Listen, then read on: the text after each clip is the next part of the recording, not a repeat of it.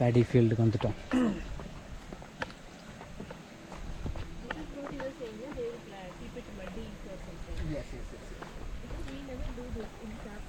இங்கே இருக்கிற மொத்த இடமுமே வந்து இந்த ஊர் மக்கள் அவங்களுக்குள்ளே ஏற்கனவே பிரித்து வச்சுருக்காங்க. ஸோ தலைமுறையாக அவங்களுக்குள்ளே அந்த லேண்டை வந்து மாற்றிக்கிறாங்க. ஸோ இவங்களுக்குள்ளே எந்த சண்டையும் கிடையாது.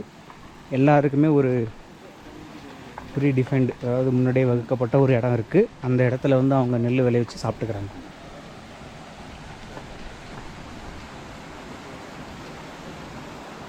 ஸோ அவங்களே சொந்தமாக வந்து விவசாயம் பண்ணுறாங்க.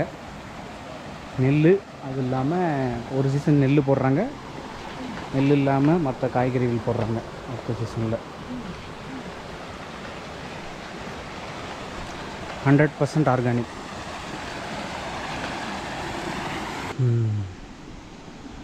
இங்கே இருக்கிற நெல் வெரைட்டிலாம் 4 அடியிலிருந்து 5 அடி வரைக்கும் தாராளமாக வளருது. ஸோ வாய்க்காலில் தண்ணி பாய்ச்சுறாங்க.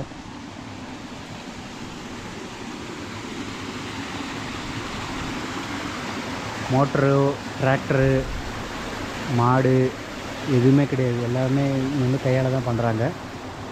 பட்டு அவங்க செய்கிற வேலையை வீடியோ எடுக்க முடியல, வீடியோ எடுக்கக்கூடாதுன்னு சொல்லிட்டாங்க அழுக்காக இருக்கிறதால. பட் மேக்ஸிமம் ஒர்க்கு லேடிஸ் தான் பண்ணுறாங்க. ஜென்ஸு வந்து பண்ணுவாங்களாம். எப்போல்லாம் அதிக வேலை வருதோ அப்போல்லாம் பண்ணுவாங்களாம். எல்லாத்தையும் நம்ம ஒரு டைம் சுற்றி பார்த்தியாச்சு ஃப்ரெண்ட்ஸ்.